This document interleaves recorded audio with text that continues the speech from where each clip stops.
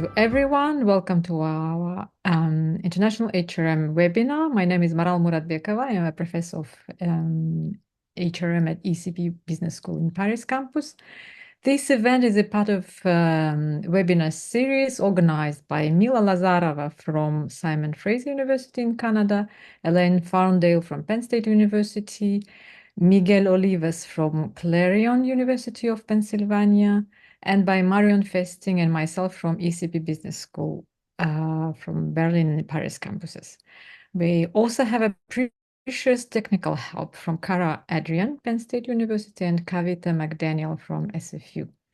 So just a bit of history. We started our webinar in 2020 during COVID times, and now it's already 32nd webinar. We're very happy about this. And we're very happy to continue. As I already said, that the recorded videos are highly successful with many views and provide useful material, especially for those who can't attend international conferences. So we're really glad about this. So previous events of the webinar series are available online at our YouTube channel. You are very welcome to watch them. So now it's my great pleasure to introduce today's speaker, Fiona Moore, who is Professor of Business Anthropology at Royal Holloway, University of London. She received her doctorate from Oxford University, where she studied in at the Institute of Social and Cultural Anthropology in 202. Her research on identity in German multinational corporations has been published in the Journal of International Business Studies, among others.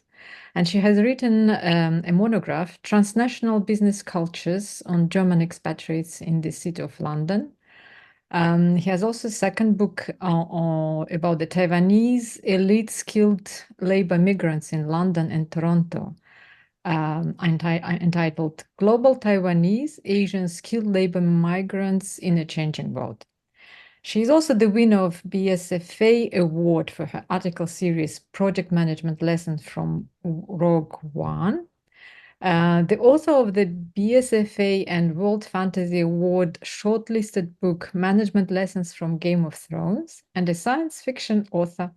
So I'm very excited and very interested in Fiona's speech. So now let's listen to the lessons from Game of Thrones. Fiona, please. Hey, thank you very much, Maral. It's a real honor to be here. You know, I love this webinar series, and so I'm just totally overwhelmed to have a chance to present some of my work. Okay, so today I'm going to be presenting a paper, titled "Dragon Ladies and Women Who Run with Wolves: 3 Cases of Female Leadership in Game of Thrones." Okay, so where did this come from? Okay, well, in order to explain a little bit the background,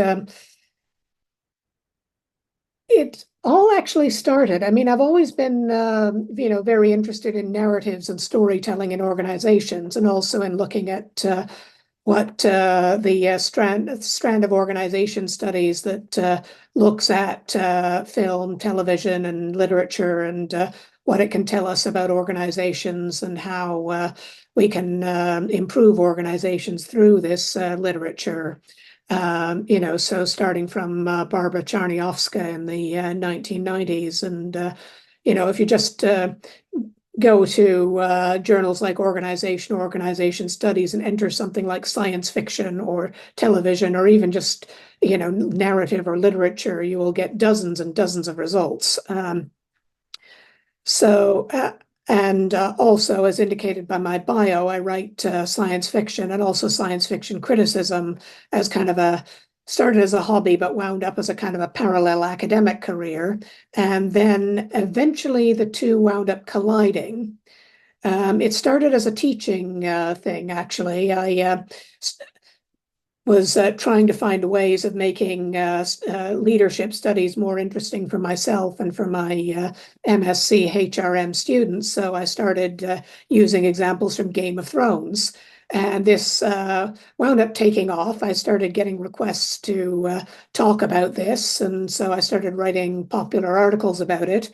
And then in the end, finally, I capitulated and wrote a book called Management Lessons from Game of Thrones. But it doesn't end there, because right now what I'm doing is working on that and writing more academic and scientific literature on Game of Thrones. I mean, my joke about the book is that once people stop laughing, they realize, what a great idea it is. But my point is, to sort of say, okay, seriously now, because what I'm doing here is I'm building on a couple of strands of literature. One is the org studies literature that I mentioned about how narratives and case studies can help us understand how we perceive leadership. But also the literature in HRM about the need for different models of female leadership. Which I'll get to in a minute. Now, why is Game of Thrones relevant in this sort of setting? Well, first of all, it's a very popular work.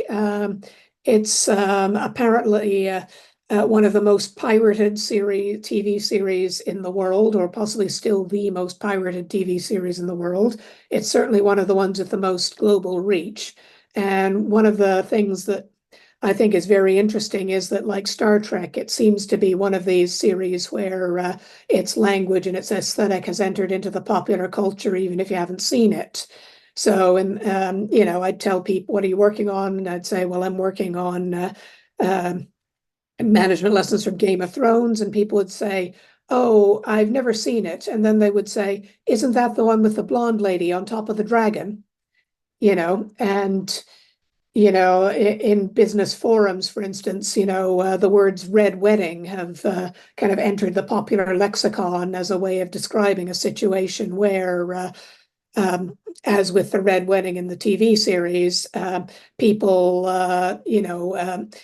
innocently expecting, things to go by the book, suddenly find themselves on the receiving end of a massacre. So cases of where people, working for certain tech corporations come in to the office on a Monday to find they've been fired, or similar, or mergers that kind of start amicably and then go horribly wrong. So furthermore, why is it popular and why is it relevant? Well, there's a lot of arguable parallels with real life leadership challenges, management challenges more generally, I argue in my book.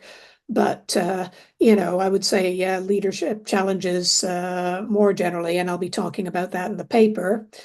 And in this case, also, one of the things about Game of Thrones is that although it sometimes raises criticism for and not unjustified criticism for objectifying or sexualizing the female characters, it does have a lot of examples of female leaders and a lot of quite diverse examples of female leaders.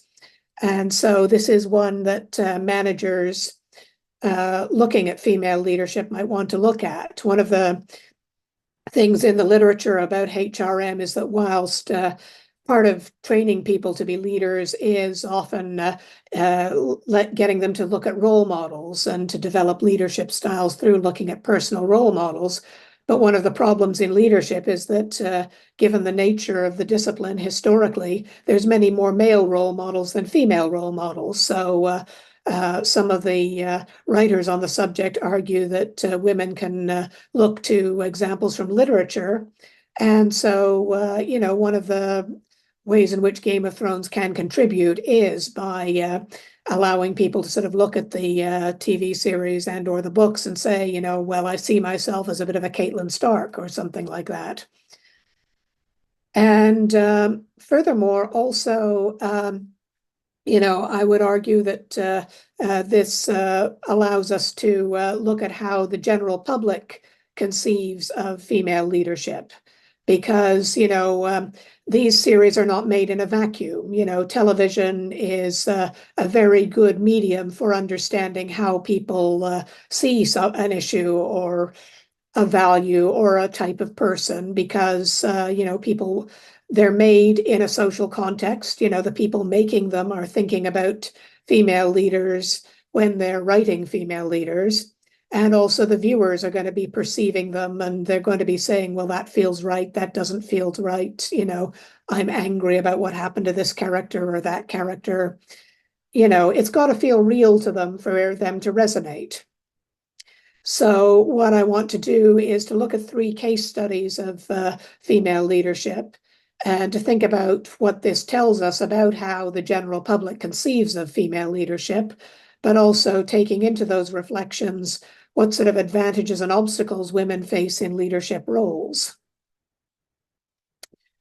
So yeah, here within the lit review, here is some of the what I've been talking about here. That list there on the right is a not an exhaustive list of academic articles published in organization and elsewhere, just simply on the subject of how we can use science fiction and fantasy as means of understanding organizations, everything from fairly highbrow, literary figures like Stanislav Lem, author of Solaris, and a number of other well-respected works, to things like Aliens, Blade Runner, The Expanse, Star Wars, and yeah, I didn't include Day of the Dead, but that's another one that zombies have contributed to literary theory. Oh yeah, I did on the other side, yeah. So why is SF so useful in this regard? Well, I've got this lovely quote from Braithwaite saying that television is a product of its era, reflective of its social and cultural milieu, and attentive to the concerns of the era in which it's produced. And the thing about science fiction and fantasy is that it, as Braithwaite says, it creates distance between the reality of the moment and its own fictional world. So you can sometimes say things in SF that you can't in real drama, reality grounded dramas. So, for instance, one thing that was noted, has been noted, is that Star Trek series are often able to go further in their portrayal of women in power than other series. At a time in the 80s when a lot of you didn't often see sort of female professionals in the being shown in a respected way. Star Trek: The Next Generation had Deanna Troi, Tasha Yar, and Beverly Crusher shown as, and later on Karen Pulaski and Guinan as professional women, who were respected by their colleagues, and nobody sort of looked at them and said, "But you're a woman," So this was very much forward for the age, having. At the time, I remember when the film Aliens came out, people said, the idea of female military officers, that's weird and science fictional. But, 10 years later, we were seeing, women in the military in similar positions to Gulf War II, and also people saying that, yeah, it influenced their military careers. There's what people talk about the Scully effect too, that there was an upsurge of women going into scientific professions in the 1990s, and a lot of that was put down to the popularity of the X-Files and Dana Scully, as a respected professional woman. If she can do it, well, I can do it. Why not? So there's some pretty good examples of how fiction can provide role models in real life and analogies to real life situations and help encourage women to go all the way to the top. But also, SF can show examples of bad leadership or leadership failure without real world consequences. So you can't just say, here are women leading at the top. You can also say, here are people who fail, in a way that, if you're interviewing a female CEO, you may not necessarily want to ask, can you talk about cases where you feel you failed as a leader?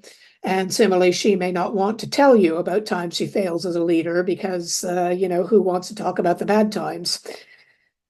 And but SF can explore failure and the consequences of it in ways that we don't necessarily do in real life.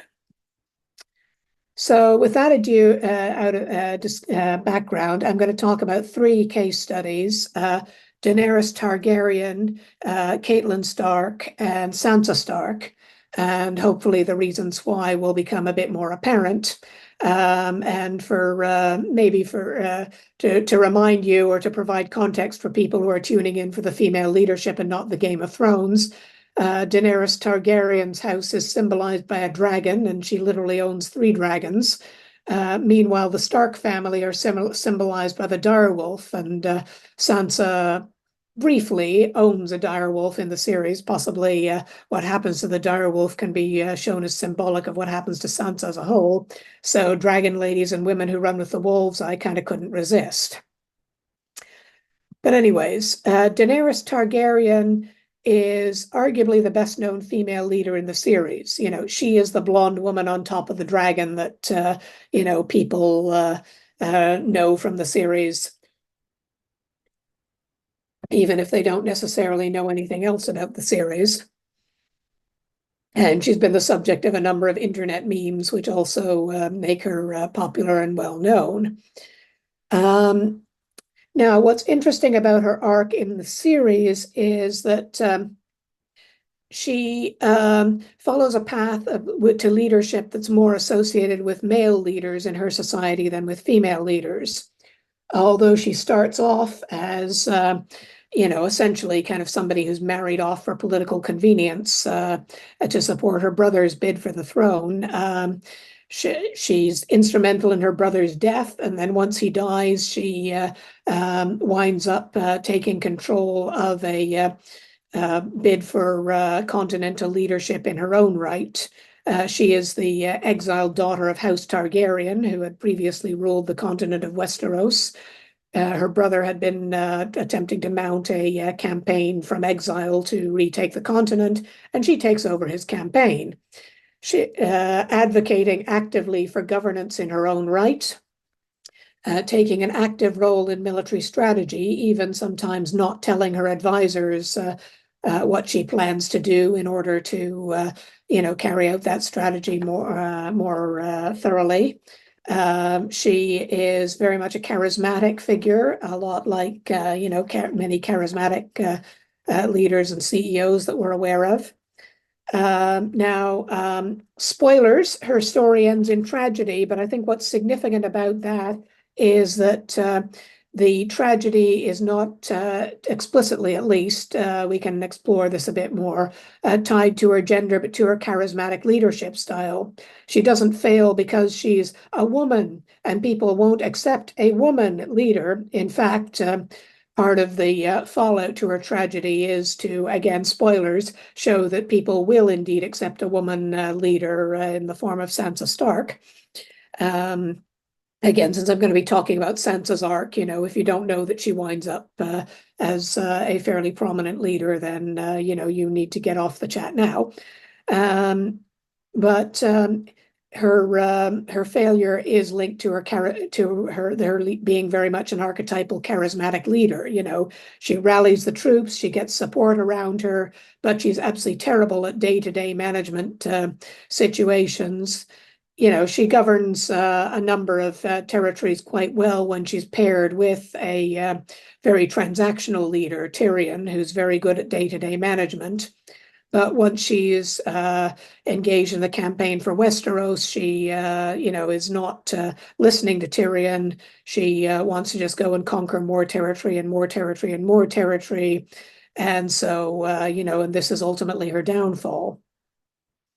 So what can we learn from this? Well, one of the things that I think is interesting is that her popularity shows that out there in the general public, there is much more of a general popular liking for and sympathy for female leaders than there was maybe 20 or 30 years ago.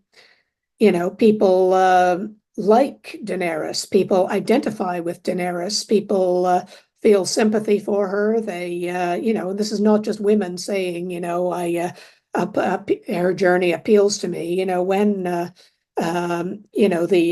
there's a lot, of people out there on the internet, even now, complaining that they hate the ending of season 8 of Game of Thrones. And I think a certain amount of it is that people wanted to see Daenerys succeed. They wanted to see her as leader of the continent. So, I think this, is a positive sign. And furthermore, the fact that she fails in some ways, helps to normalize women in leadership roles. We're not seeing, detractors of people, the sort of people that say, TV is too woke. Will argue that, we're just seeing women who succeed, improbably. They are Mary Sue's, they are perfect, they are wonderful. And I would say that no, actually, they aren't. And I would point to Daenerys as an example of a female leader who is allowed by the people writing the series to be flawed in the same way the male characters are. And this is, I would argue, a good thing. It's not saying women are better than men as leaders. It is saying that women are human beings. And like all human beings, some are good leaders, some are bad leaders. Some should never be allowed near a leadership role. Some eschew leadership. But it is saying that, it's not sort of saying you should have a female leader because they're wonderful and they don't make the mistakes men do. It's saying you should have a female leader because they're at least as talented as men. And in some cases, they are the person you want leading your series. Now, is there an uncomfortable subtext to her failure? This is, as I said, arguable. The fact that a woman has failed is, the kid cannot separate the character's gender from her story. There are some people who would say that the fact that she fails is a way of saying, kind of you can be a successful female leader, but only so far. And I would also say that one thing that I think is a bit complicated about the character is this imitation man aspect. In the 80s and the 90s, especially, women were often encouraged to imitate male styles if they wanted to be leaders. Look at Margaret Thatcher. She was satirized by showing her in a business suit, and the fact that she had elocution lessons to make her voice deeper and so forth.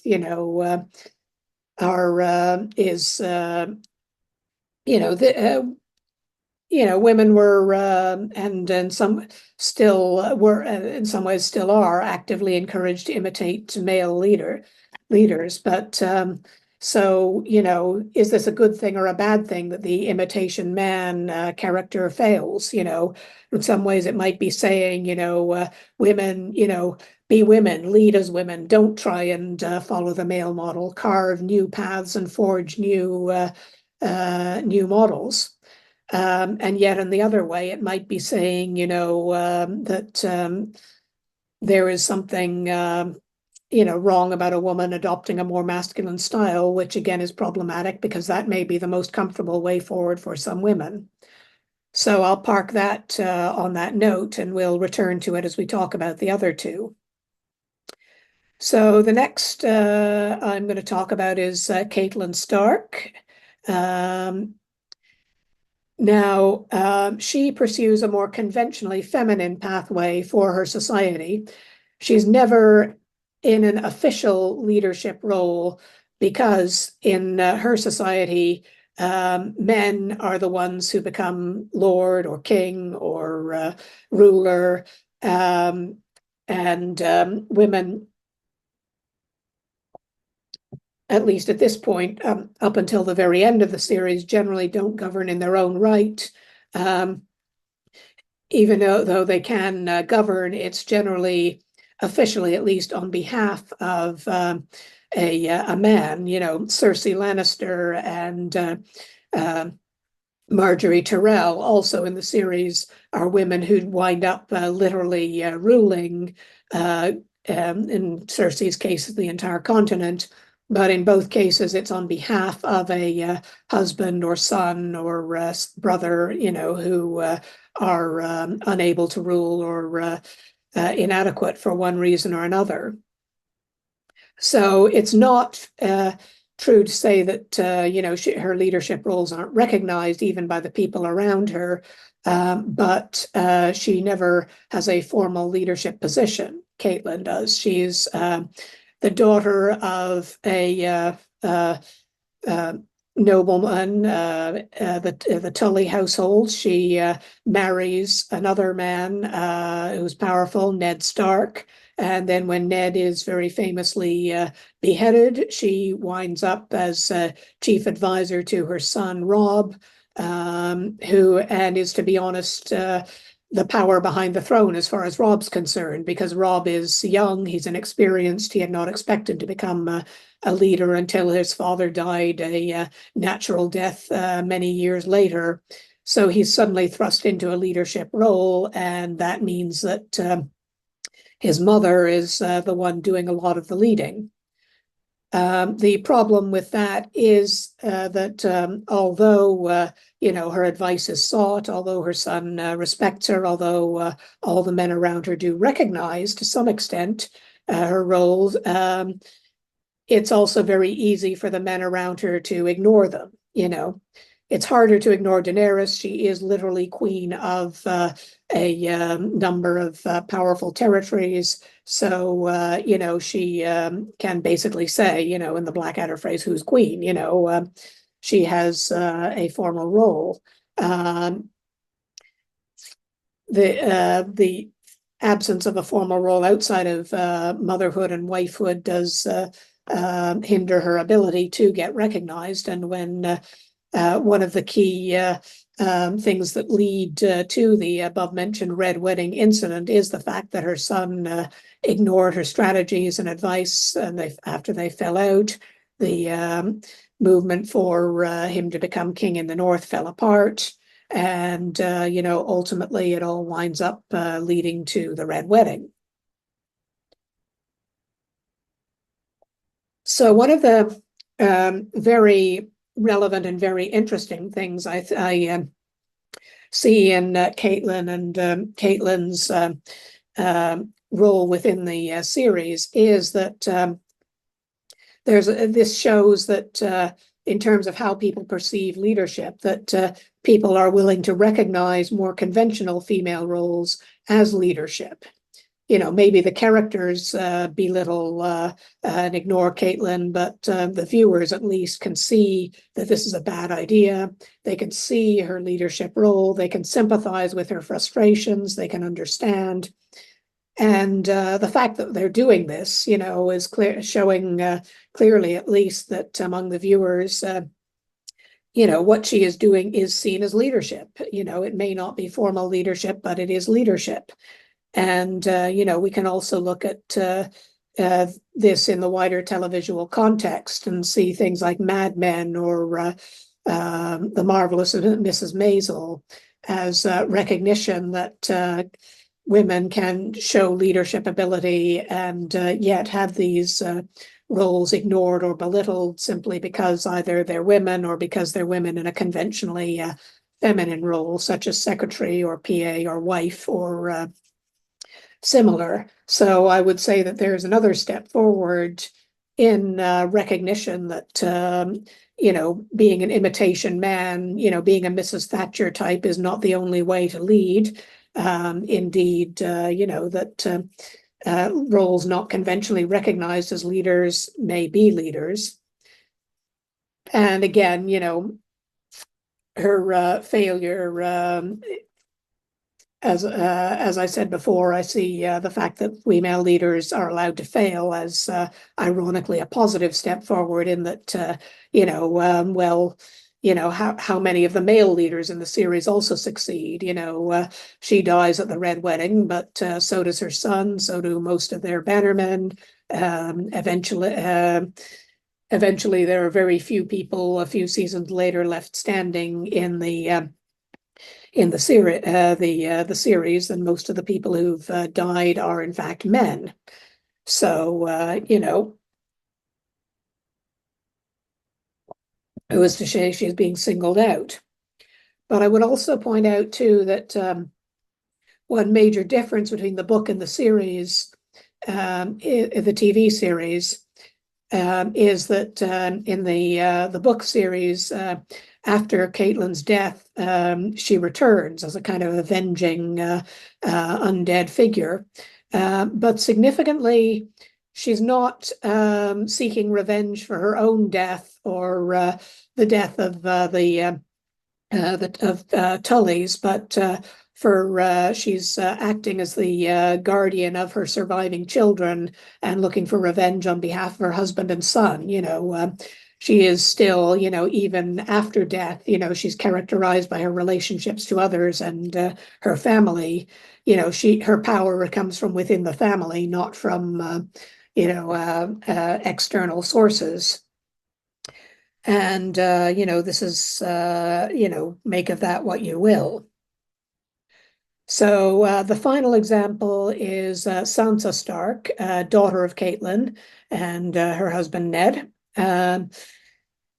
And she is, I think, very interesting in that her journey to leadership hybridizes male and female elements. Initially, she is very conventionally feminine, but one thing I think is very interesting about the early portrayal of Sansa is at the time when she first appears, the character, she gets an awful lot of viewer resistance because she is a very feminine girl who is constantly like sewing and engaging in the domestic arts and is determined to marry a husband and have children. And so, a lot of this viewers bounced off her character, and also she kind of is contrasted with her sister Arya, who is a tomboy who doesn't fit in. And I think a lot of, especially female viewers, see her as the more attractive character, the character who is trying to break the mold and not be sort of a conventional feminine wife and mother, but instead become a swordswoman. But one thing I think is interesting with hindsight about Sansa is that even at a very early stage, she is not sort of doing this because she is kind of a weak and silly and helpless person. She has quite clearly, even at the age of about 13, worked out the power structures in her society. And the reason why she is going for this very conventionally feminine girly girl aspect is that she has, like her mother, like Cersei Lannister, like quite a lot of other people, clearly recognized that the way to power in her society is to marry the highest status male around her. And she does indeed basically just go straight for the highest status male available, namely the then heir to the throne, Joffrey Baratheon. The fact that Joffrey Baratheon is a little psychopath is something that she's too young and too naive to recognize, but that's hardly her fault. She then winds up with not on the pathway to leadership for a while, essentially after she spends quite a lot of time sort of as a hostage or being married off to various people and then having these marriages annulled. So, at this point, she's not thinking about leadership, she is thinking about survival. Now, a key turning point comes in her, again, strategic marriage to Ramsay Bolton. Now, at this point in the story, she is kind of under the protection of Peter Baelish, and Peter Baelish basically says to her, marry Ramsay, and she says, no, I don't want to. And the turning point, the point at which she agrees, is that Peter Baelish points out to her that this is a route back to power. The Boltons at this point hold her family's stronghold of Winterfell. If she marries Ramsay, she can, by fair means or foul, find a way back to governing Winterfell and exact revenge for the various losses her family has faced. Now, inasmuch as this goes wrong, it's that, again, Ramsay is a psychopath, and to an extent that nobody, not even his own father, had actually realized. But as I say, the interesting thing is that Sansa is now clearly in a leadership position. She finds her way out of the marriage, escaping the castle with the help of Theon Greyjoy, who is a eunuch, and seizes the initiative. She seeks out her brother, Jon Snow, and together they plan strategy to take the castle back by force. And during this process of seizing the castle by force, the Battle of the Bastards, which is a great episode, I've watched it so many times, she pursues much more masculine styles and tactics. Her brother, as you know, with her mother, she finds herself in a situation where a supposed male ally is in fact not listening to her. I think since Jon Snow clearly has no problem with female leaders, this may have more to do with the fact that she's his little sister than with anything.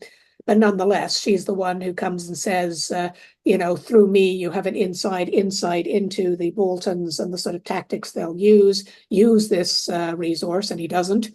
And when she actively says to him, look, they're going to try this thing. It's your kryptonite. So, be prepared for that. And, he isn't listen to her, isn't prepared. And sure enough, it is his kryptonite. But what she's done in the end is done an end run around him. She's contacted Peter Baelish and got him to bring his forces back to bolster Jon's forces. And so between them, they take the north. And then after that, she continues down this masculine route. She politically strategizes both her brother and Peter Baelish. She winds up as one of the few people left standing at the end of the series, one of the people who elects essentially the King of Westeros. And as part of this, she successfully negotiates Brexit, as it were. She gets the North declared an independent kingdom and herself queen of it. How viable and how logical an idea this is open for debate, but the significant thing is she does this and she's shown as succeeding, and winding up ruling a not insignificant chunk of a continent. So what lessons can we take from this? Well, one of the things in terms of how female leaders are perceived is, I think it's interesting that what we are told through putting these three stories together is that the successful woman is the one who hybridizes gendered leadership styles. She adopts feminine and masculine styles as the situation depends.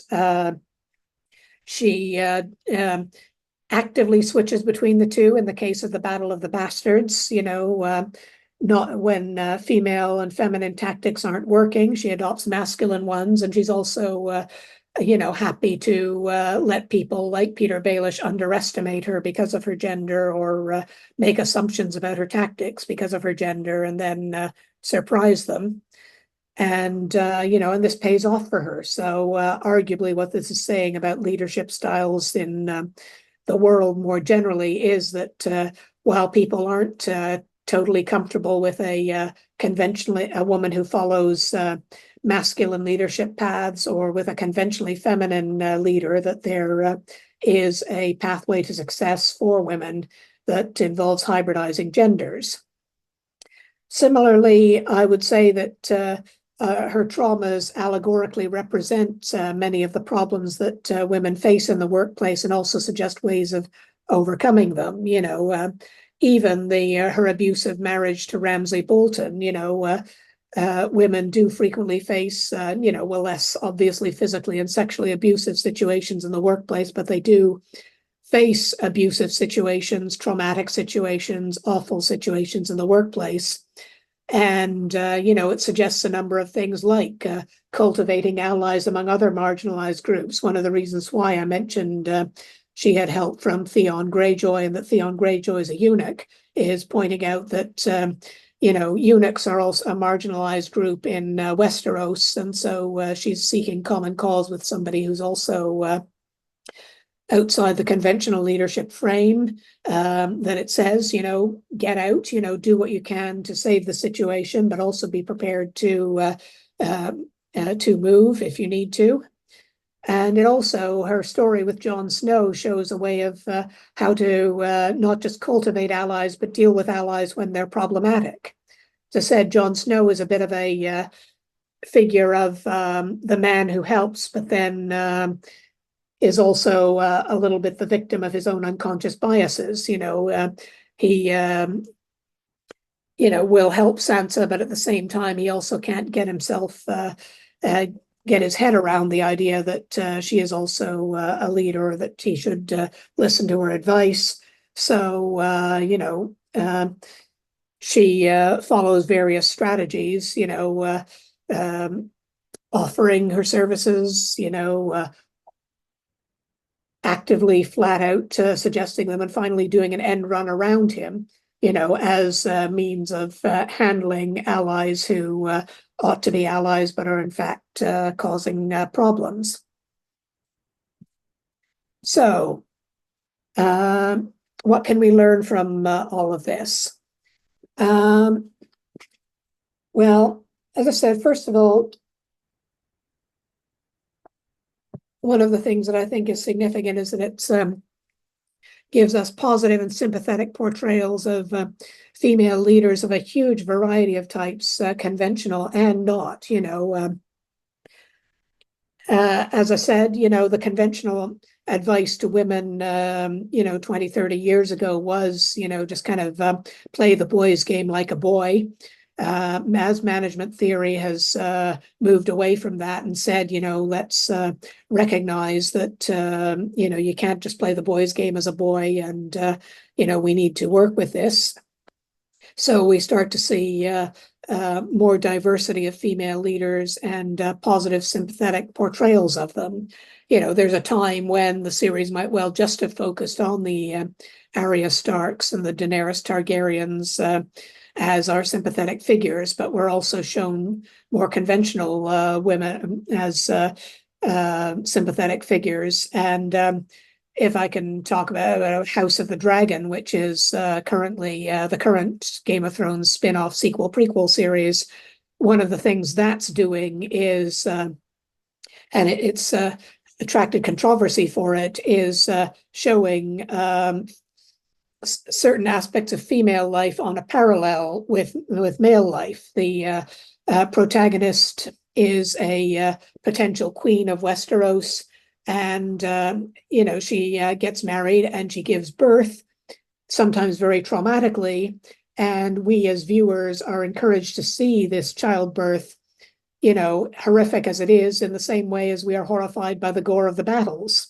And when the series attracted controversy for its childbirth scenes, the actor who plays the protagonist came out and said, why are you okay with gory scenes of battles and not with gory scenes of childbirth? This is the warfare of noble women. So, let's normalize women's struggles. Let's not minimize marriage and childbirth as forms of leadership and forms of power. I would say that, however, though, that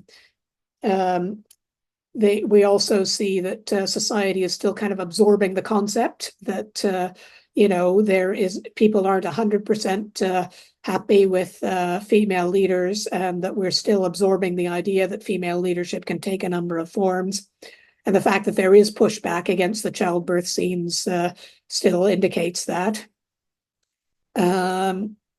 So but there are, implications for leadership, particularly cross-culturally, in that it suggests that, people are okay with female leaders, that pursuing hybrid strategies are the most successful ways. Internationally, the international success of series like Game of Thrones and House of the Dragon do help normalize female leadership, that you can again, sort of ways of crossing borders. You can say, if you're a female cross-cultural manager, you can draw common ground by saying, I am like Daenerys Targaryen, who is herself a bit of a cross-cultural leader.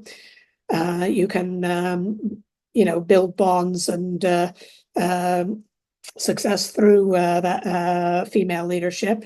And you can also look to cross-cultural management for evidence of the idea that, female leadership styles, you need to are not necessarily, rejected even in societies that you think of as masculine. I'm thinking of Nancy Adler's pioneering work in the 80s when conventional wisdom was Japan is a very masculine society, so don't send female expats, whereas in fact, female expats were often more successful for a number of reasons, including visibility, but also, less aggressive and more negotiating focused styles. And, we can also look at similar sorts of things in series like The Expanse and the various Star Wars films and series that are going out now. So we're so I think hitting the point at which I need to stop and ask questions. And by the way, this is Royal Holloway's main administrative building.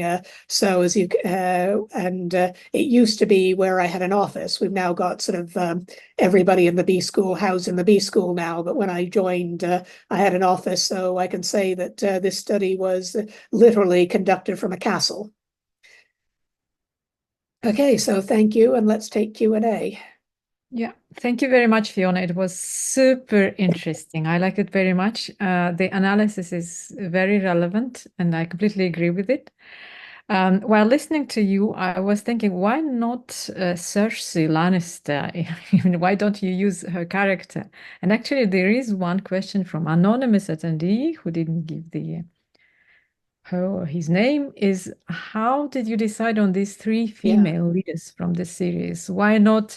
Actually, this yeah, person was even larger than me because I was thinking only about Cersei, and they were thinking about Arya Stark, Margaret yeah. Tyrell, or even Melisandre, the Red Princess. Yeah, no, thank you for that question, actually, because, it's not terribly easy to make that decision. And to be honest, uh, um, I really particularly love uh, Cersei's as leader, and I just, the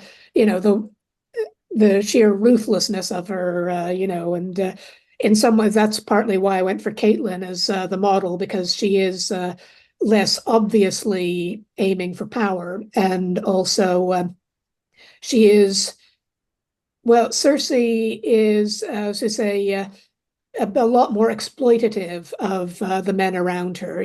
She rules through her sons, but she also quite plainly wants to control her sons, and and to be in a position where she is the one actually speaking. Where in Caitlyn's case, she's less interested in an active role in power through through her husband and son. She is much more in a supporting role, and so kind of perhaps more analogous to somebody like Joan in Mad Men, who rises, well, in the end of the series, spoilers, running her own company, but at the start of the series, she is just the boss's secretary, and when we see her exercising power, it's because she is clearly a mistress of informal power and rules the typing pool with a rod of iron.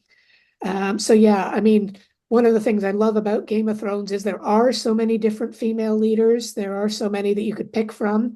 Since Sansa is an obvious choice, I went for Daenerys because she does very obviously follow the masculine path and gets kind of further in terms of formal power than Arya or Brienne, who I mean, Arya actively, in the end, gives up her potential claim to the throne of the North, which makes a lot of sense. And although Brienne winds up in a leadership role, it's in a sideways military sort of way. So yeah, I would love to talk about all of them, but if I had to focus on three, those are the ones I went for, with the acknowledgement that there are many other good ones. Yes, actually, it provides a nice typology as well. And in a Yeah, way, maybe I'm wondering if your objective was also to be more positive about the leadership styles, because Daenerys in Yeah, the beginning, she had a very positive image, not in the end though. she So does. linked to the Daenerys, then just to continuing, and you finished also your talk about saying that is about the cross-cultural leadership. And we have this question from the Yeah, same person, I suppose, because it's also anonymous. So your analysis of Daenerys was very interesting. So thank you very much for this. Is Daenerys' story and use of charisma about navigating a combination of gender and cross-cultural challenges in leadership, though? So you said yes. And Daenerys' ethnicity, but this is just an explanation, is not yeah, Westerosian, even if she's Valerian. yeah, Then she's exiled as a child from Westeros back to Essos, then tries returning again. There are discriminations, fears, and privileges of being thought as Valerian in George Martin's yeah, books. If I can add on this, because when yeah. I was listening to you, I was completely agreeing with you on the male Mhm. style imitation by Daenerys. But for me, the fall of Daenerys was linked not to her gender at all, but to her unpopularity, or because Yeah. she was literally unknown in Westeros, and she came from some place Mm. which is a different one, and maybe also in contrast.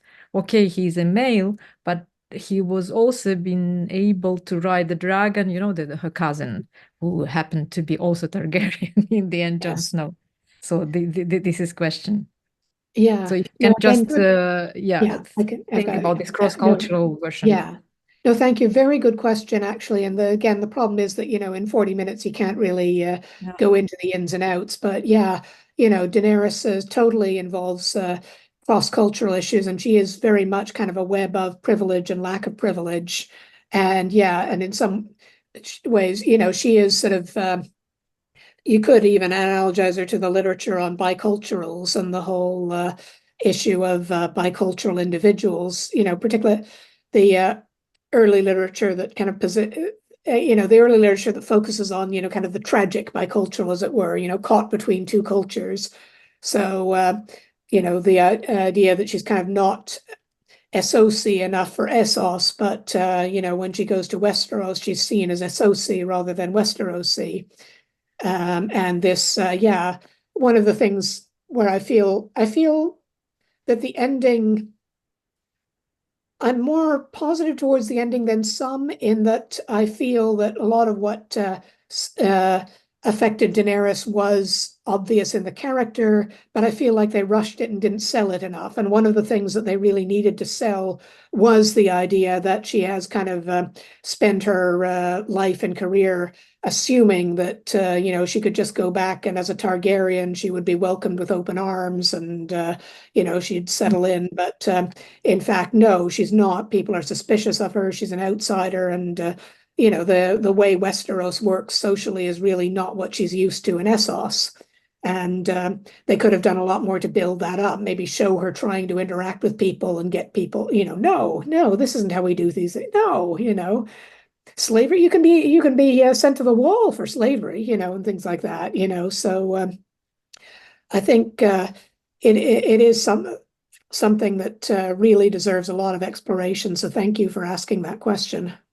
Yeah, it's actually the whole article you can write about Yeah, this, the cross-cultural you issues and the could. lessons Yeah, from the Daenerys failure of the charisma, why so, and then the question of yeah. charismatic leadership. We have a question from Sumo, Hmm. who says, why do we call always leadership style masculine and feminine? Do we want to? Is it a reasonable generalization now? Can we, this is my add, and can we change the Yeah. wordings or something like this? Well, happily, we are moving away, I think, from seeing styles as being masculine and feminine. We are talking a lot more in terms of other things like charismatic or consensual or transactional and so forth, which is good because it recognizes that, yeah, a man can be a leader through soft power, can be, a behind the scenes leader, but a lot why I'm doing it, using it here, is because, I'm looking at a lot of the leadership on women leaders, and one of the things that does have to be acknowledged is that whether it's universal or not, there are trends, and again, how much of this is cultural, women adopting, say, more servant leadership styles, not, you could say, are women more naturally inclined, as some say, natural, or is it because, from childhood we are encouraged to put others forward or whatever? And then yet, but, there needs to be a recognition that this is not an illegitimate leadership style, that some people can gravitate towards this. I mean, I remember, when I was in graduate school, people would often hold up Steve Jobs as kind of an ideal leader. And then more recently, people have been saying, well, not after he died, people started saying, well, he was a bully and but he got things done and he made Apple a successful company. And then now there's a strain of literature coming out that says, actually Apple might have been more successful if he'd adopted a less bullying and more consensual style, because they hemorrhaged talent to smaller organizations, So, yeah, we should be moving away from these sorts of generalizations, but, change happens slowly, when I was growing up, the idea that Star Trek might do a TV series where the captain is a woman was controversial, and people said that they found Janeway unpleasant and shrill and harsh and all sorts of things. And now, people almost seem to forget that this was a controversial thing. Yeah, okay, thank you very much. And maybe the last question, because we Yeah. don't have a lot of time, Yeah. answered very briefly. You said Yeah. that you read the books as well. And Yeah. as there were so many people unhappy with the ending of Daenerys, and they were like completely, they were online. It was a viral thing that they just Yeah. redo the whole season again, or the episode. Is it ending differently in the book? The books haven't ended, Just a so we don't spoiler. know. Huh? The books haven't ended. Ah, okay. The So we ending don't has have not been the written ending yet. of. Martin has said that he let the showrunners of the series look at his notes for the ending. And similarly, he has said that Bran winding up as king was, on it, how it winds up for him as well. But everything else, we don't know. And it's a situation like Scott Pilgrim or True Blood, where the ending of the series was written before the ending of the books. And so, Okay. we don't yet know. And until Martin writes it, what the differences will be. Yeah. Or To maybe answer the you won't question write about it. House Yeah. of the Dragon, is House of the Dragon what happens when female leaders are coerced against each other by men? Quickly, I'd say no. Both of the women in the schism in House of the Dragon have agency. They're acting in their own regard, and even though Alysanne does wind up in a position where she doesn't really necessarily, that she didn't expect to be, she was also clearly kind of, she's not unwilling. She was moving towards this herself. She just didn't quite expect it to be as bloody, and she didn't expect it to be as to make an absolute enemy of her friend and rival. So Okay. and yeah, Daemon is a power behind the throne, but again, I really don't think Rhaenyra. I think Rhaenyra is very much aware of this, and I mean, clearly she is, because of the way she shouts him down in the final episode. So yes, there are men involved, but both of the women have agency, and they're steering the juggernaut. Thank you for the Thank you, yes, Fiona. I mean, I feel that you could speak yeah, about it, a long time. Thank you very much once more for your very inspiring and interesting talk. Just to conclude the webinar, I would like to repeat again that this is a part of series. I mean, this webinar. So the next one is scheduled on September 26th with Paul Higgins. We don't have the title yet. So I would like to say once more a big thank to you, Fiona, to all colleagues who are involved in organizing this webinar, and of course to all participants. Thank you for your questions. Thank you for being with us, and we hope you found it interesting and useful, and hope to see you in September. Bye.